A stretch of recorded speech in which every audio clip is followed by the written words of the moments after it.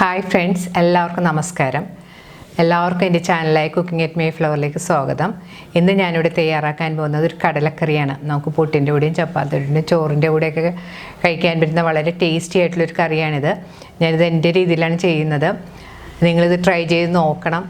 എൻ്റെ ചാനൽ ആദ്യമായി കാണുന്നവർ സബ്സ്ക്രൈബ് ചെയ്യാനും അതിനടുത്ത് കാണുന്ന ബെല്ലൈക്കൻ ക്ലിക്ക് ചെയ്യാനും മറക്കരുത്. എന്നാൽ ഞാൻ മാത്രമേ ഞാൻ പുതിയ വീഡിയോസിൻ്റെ നോട്ടിഫിക്കേഷനൊക്കെ നിങ്ങൾക്ക് കിട്ടിയുള്ളൂ. ഇനി നമുക്ക് ഈ കടലക്കറി ഉണ്ടാക്കാൻ തുടങ്ങാം. കറി ഉണ്ടാക്കാനുള്ള കടല ഒരു 8 മണിക്കൂർ നമ്മൾ കുതിർത്ത് വെക്കണം. രാവിലെ ബ്രേക്ക്ഫാസ്റ്റ് ആണെങ്കിൽ രാത്രി നമ്മൾ കടല കഴുകിയതിന് ശേഷം വെള്ളം ഒഴിച്ച് കുതിർത്ത് വെച്ചാൽ മതി. ഞാനിവിടെ രാത്രി കുതിർത്ത് വെച്ച കടലയാണിത്. ഇനി കടല നന്നായിട്ട് കഴുകിയതിന് ശേഷം നമുക്കൊരു പ്രഷർ കുക്കറിലേക്ക് ഇട്ട് കൊടുക്കാം. ഇനി കടലയിലേക്ക് ആവശ്യത്തിന് വെള്ളവും ഉപ്പുപൊടിയും കൂടി ചേർത്ത് കൊടുക്കണം. ഞാനിവിടെ ഒരു 2 കപ്പ് വെള്ളമാണ് ചേർത്തിരിക്കുന്നത്. ഇവ ചേർത്തിട്ട് നന്നായിട്ട് മിക്സ് ചെയ്തതിന് ശേഷം കുക്കർ മൂടി കടല ഒന്ന് വേവിച്ചെടുക്കണം. കടല നിങ്ങളുടെ പാകത്തിനനുസരിച്ച് വേവിച്ചെടുക്കണം. ഞാൻ കുക്കർ വെച്ചതിന് ശേഷം ഒരു മീഡിയം ഫ്ലെയിമിൽ വെച്ച് ഒരു 10 വിസിൽ വരുന്നതുവരെയാണ് ഞാൻ കടല വേവിച്ചെടുക്കുന്നത്. പല കുക്കറിലും കുക്കിംഗ് ടൈം വ്യത്യസ്തമായിരിക്കും.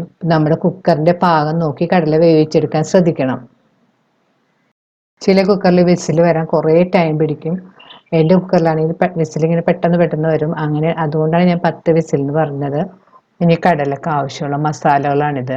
ഗരം മസാലപ്പൊടി, മല്ലിപ്പൊടി, മുളക് പൊടി, മഞ്ഞൾപ്പൊടി, സവാള ചെറുതായിട്ട് അരിഞ്ഞത്, പച്ചമുളക്, ഇഞ്ചി ചെറുതായിട്ട് അരിഞ്ഞത്, ഉള്ളി ചെറുതായിട്ട് അരിഞ്ഞത്, ഉപ്പുപൊടി, ആവശ്യത്തിന് എണ്ണ. ഇപ്പോൾ സ്റ്റവ് ഓഫ് ചെയ്തിട്ടിട്ട് കുക്കറിൻ്റെ സ്റ്റീം എല്ലാം പോയിട്ടുണ്ട്. ഇനി നമുക്ക് കടല വെന്തിട്ടുണ്ടോ എന്ന് അറിയാനായിട്ട് തുറന്ന് നോക്കാം. ഒരു കടല എടുത്ത് നമുക്കിങ്ങനെ കയ്യിൽ വെച്ച് അമർത്തി നോക്കാം. കടല നല്ല പാകത്തിന് വെന്തിട്ടുണ്ട്. ഇനി നമുക്ക് കറി ഉണ്ടാക്കാനായിട്ട് ഒരു പാൻ ചൂടാക്കാം. പാൻ ചൂടായി വരുമ്പോൾ നമുക്കതിലേക്ക് ആവശ്യത്തിന് എണ്ണ ഒഴിച്ചു കൊടുക്കാം. എണ്ണ നല്ലതുപോലെ ചൂടായി വരുമ്പോൾ അതിലേക്ക് കടുക് ഇട്ട് പൊട്ടിക്കണം. കടുക് പൊട്ടി വരുമ്പോൾ ഇതിലേക്ക് കറിവേപ്പില, വെളുത്തുള്ളി, ഇഞ്ചി ചെറുതായിട്ട് അരിഞ്ഞത്, പച്ചമുളകും ചേർത്ത് വഴറ്റണം.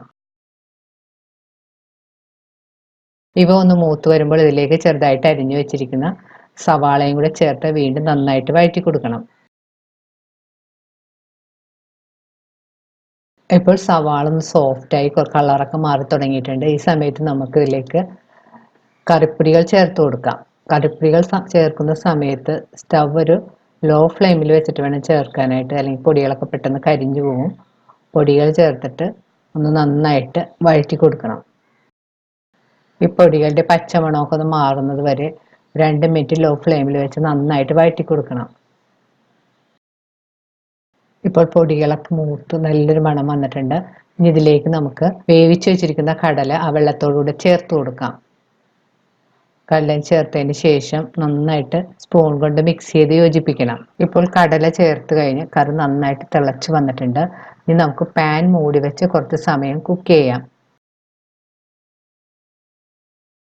കറിയുടെ ചാറൊക്കെ ഒന്ന് കുറുകി വരുന്നവരെ ഒന്ന് മൂടി വെച്ച് നമുക്ക് കുക്ക് ചെയ്യണം. ഇടയ്ക്ക് മൂടി മാറ്റി വീണ്ടും ഒന്ന് ഇളക്കി കൊടുക്കണം.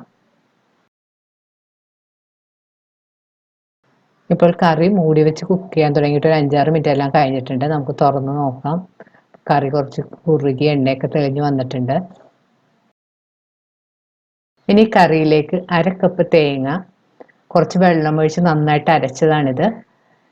ഇത് വേണമെങ്കിൽ കുറച്ച് വെള്ളം കൂടി ഒഴിച്ചിട്ട് നമുക്ക് ഈ കറിയിലേക്ക് ചേർത്ത് കൊടുക്കാം. തേങ്ങ ചേർത്തതിന് ശേഷം വീണ്ടും സ്പൂൺ കൊണ്ട് നന്നായിട്ട് മിക്സ് ചെയ്ത് കൊടുക്കണം.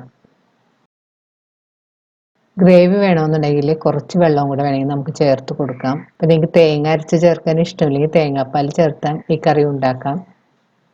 ഉപ്പെല്ലാം നോക്കിയിട്ട് ആവശ്യത്തിനുള്ള ഉപ്പും കൂടി ചേർത്ത് കൊടുക്കണം. അതിന് ശേഷം വീണ്ടും കറി ഒന്ന് നന്നായിട്ട് തിളക്കാനായിട്ട് അനുവദിക്കണം. ഇതിലേക്ക് നമുക്ക് കുറച്ച് കറിവേപ്പിലയും കൂടി ഇട്ട് കൊടുക്കാം.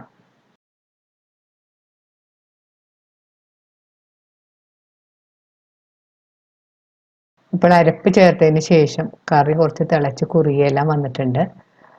ഇനി നമുക്ക് സ്റ്റവ് ഓഫ് ചെയ്യാം.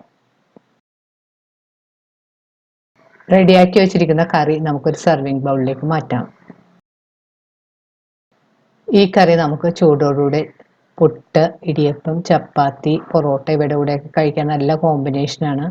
നിങ്ങൾ ട്രൈ ചെയ്ത് നോക്കണം. തീർച്ചയായും നിങ്ങൾക്കിത് ഇഷ്ടപ്പെടും. ഈ വീഡിയോ ഇഷ്ടപ്പെടുകയാണെങ്കിൽ ലൈക്കും ഷെയറും കമൻറ്റും ഒപ്പം സബ്സ്ക്രൈബ് ചെയ്യാനും മറക്കരുത്.